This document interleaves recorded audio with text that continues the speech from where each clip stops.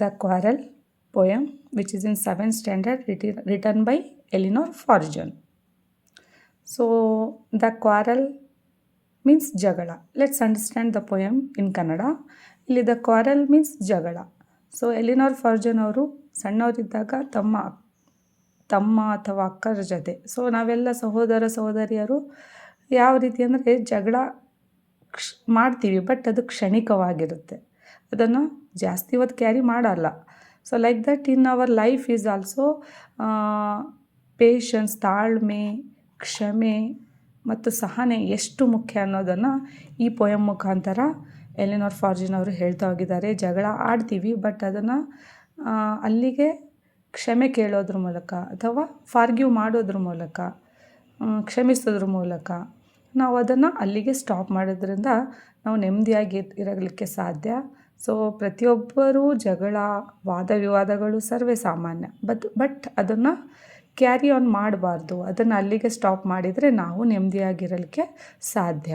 So ಇಲ್ಲಿ ನಾವು brother sister ಯಾವಾಗಲೂ ಜಗಳ ಆಡ್ತೀವಿ, ಬಟ್ ಅದು ಕ್ಷಣಿಕವಾಗಿರುತ್ತೆ. ಸಣ್ಣವರಿದ್ದಾಗ ಎಷ್ಟೋ ಜಗಳ ಆಡಿರ್ತೀವಿ, ಬಟ್ ಅದನ್ನು ಅಲ್ಲೇ ಮರೆತು ಮತ್ತೆ ಆಟ ಆಡಿರ್ತೀವಲ್ವ. ಈಗಲೂ ನಾವು ಮಕ್ಕಳನ್ನ ನೋಡ್ಬೋದು, ಅವ್ರ ಫ್ರೆಂಡ್ಸ್ ಜೊತೆ ಅಥವಾ ಅವ್ರ ಅಣ್ಣ ತಮ್ಮಂದರು ಎಷ್ಟು ಜಗಳ ಆಡ್ತಾರೆ, ಬಟ್ ಅದನ್ನು ಅಲ್ಲಿಗೆ ಸ್ಟಾಪ್ ಮಾಡಿ ಮತ್ತೆ ಒಂದಾಗ ಆಡ್ತಾ ಇರ್ತಾರೆ. ಅದೇ ರೀತಿಯಾಗಿ ನಮ್ಮ ಜೀವನದಲ್ಲಿಯೂ ದ್ವೇಷ, ಅಸೂಯೆ ಇದೆಲ್ಲ ಇಟ್ಕೊಳ್ದೆ ಕ್ಷಮಿಸುವ ಅಥವಾ ಕ್ಷಮೆ ಕೇಳುವ ಅಥವಾ ಕ್ಷಮಿಸುವ ಗುಣವನ್ನು ಬೆಳೆಸ್ಕೊಂಡ್ರೆ ನಾವು ನೆಮ್ಮದಿಯಾಗಿರಲಿಕ್ಕೆ ಸಾಧ್ಯ ಅನ್ನೋದನ್ನು ಇಲ್ಲಿ ಎಲಿನೋರ್ ಫಾರ್ಜನ್ ಅವರು ತಮ್ಮ ಬಾಲ್ಯದ ನೆನಪನ್ನು ನೆನಪಿಸುತ್ತಾ ಅದರ ಉದಾಹರಣೆ ಮೂಲಕ ಹೇಳಿದ್ದಾರೆ.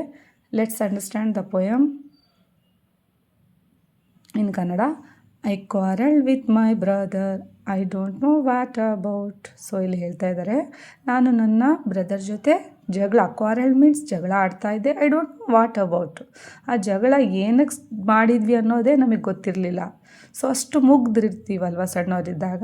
I don't know what about, ಅದು ಏನಕ್ಕೆ ಜಗಳ ಆಡಿರ್ತೀವಿ ಅನ್ನೋದೇ ನಮಗೆ ಗೊತ್ತಿರಲಿಲ್ಲ. ಒನ್ ಥಿಂಗ್ ಲೆಡ್ ಅನದರ್ಸ್ ಅಂದರೆ ಒಂದು ಮಾತಿಗೆ ಇನ್ನೊಂದು ಮಾತು ಬೆಳೀತಾನೆ ಹೋಯಿತು. ಜಗಳ ಒಂದರಿಂದ ಸ್ಟಾರ್ಟ್ ಆಗಿ ಇನ್ನೊಂದಿಗೆ ಜಗಳ ಆಗ್ತಾ ಹೋಯಿತು.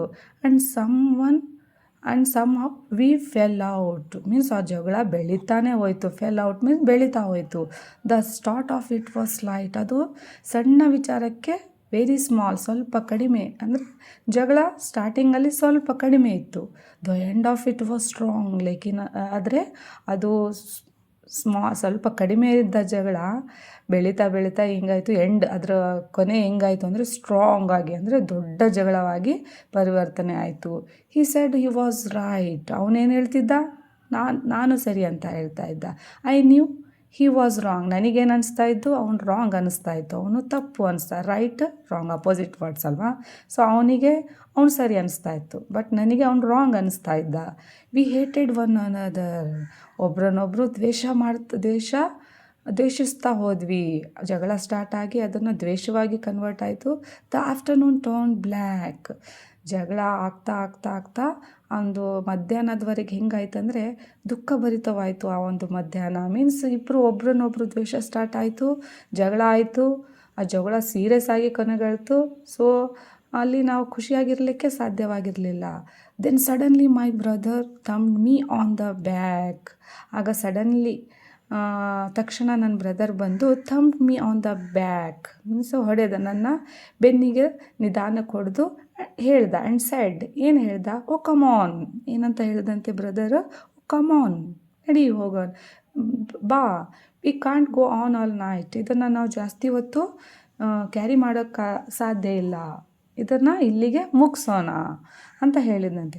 I was in the wrong. So ಆವಾಗ ಕವಿಗೆ ಅನಿಸ್ತಂತೆ, I was in the wrong, ನಾನು ತಪ್ಪಾಗಿದ್ದೆ. So he was in the right, ಅವನು ಸರಿ ಇದ್ದ. ನೋಡಿ ಜಗಳ ಯಾವ ರೀತಿ ಸ್ಟಾರ್ಟ್ ಆಗಿತ್ತು, ನಾನು ಸರಿ ಅವನು ತಪ್ಪು ಅನ್ನೋದ್ರಿಂದ ಸ್ಟಾರ್ಟ್ ಆಯಿತು. ಬಟ್ ಕೊನೆಗೆ ಹೇಗೆ ಕೊನೆಗೊಳ್ತು, ನಾನೇ ತಪ್ಪು ಮೀನ್ಸ್ ಕ್ಷಮೆ ಕೇಳೋದ್ರಿಂದ ಅದು ಜಗಳ ಕೊನೆಗೊಳ್ಳೋದ್ರಿಂದ ನಾವು ನೆಮ್ಮದಿಯಾಗಿರಲಿಕ್ಕೆ ಸಾಧ್ಯ. ಆ್ಯಂಡ್ ಆ ಒಂದು ದಿನ ಸಂತೋಷವಾಗಿ ಕಳಿತೀವಿ. ಆ ದ್ವೇಷ, ಅಸೂಯೆಯನ್ನು ಜಾಸ್ತಿ ಹೊತ್ತು ಕ್ಯಾರಿ ಮಾಡಿದಷ್ಟು ನಮ್ಮಲ್ಲಿ ಒಂದು ಅಶಾಂತಿ ಮೀನ್ಸ್ ಅದೇನೋದು ಅನ್ಪ್ಲೆಸೆಂಟ್ ಅಂದರೆ ದುಃಖವಾಗಿ ಅದೇ ಒಂದು ಬ್ಯಾಡ್ ಫೀಲಿಂಗಲ್ಲಿ ನಾವು ದಿನವನ್ನು ಕಳೆಯಬೇಕಾಗಿರುತ್ತೆ. ಸೊ ಅದರಿಂದ ಇಲ್ಲಿ ನೋಡಿ, ಈ ಬ್ರದರ್ಸ್ ಸಿಸ್ಟರಲ್ಲಿ ಮಧ್ಯೆ ಸಣ್ಣವರಿದ್ದಾಗ ನಾವು ಜಗಳ ಆಡ್ತೀವಿ, ಬಟ್ ಅದು ಕ್ಷಣಿಕವಾಗಿರುತ್ತೆ. ಅದೇ ರೀತಿಯಾಗಿ ನಮ್ಮ ಜೀವನದಲ್ಲಿಯೂ ಪ್ರೀತಿ ಇನ್ನು ಬೆಳೆಸ್ಕೊಳ್ಳೋದ್ರ ಮೂಲಕ ಈ ದ್ವೇಷ, ಅಸೂಯೆ ಅನ್ನು ಕೊನೆಗಳಿಸಿ ಕ್ಷಮೆ ಕೇಳೋದು ಬಹಳ ಒಳ್ಳೆಯದು ಅನ್ನೋದನ್ನು ಇಲ್ಲಿ ಎಲಿನೋರ್ ಫಾರ್ಜನ್ ಅವರು ಈ ಒಂದು ಪೊಯಮ್ ಮುಖಾಂತರ ನಮಗೆ ಒಂದು ಸಂದೇಶವನ್ನು ನೀಡಿದ್ದಾರೆ. So thank you.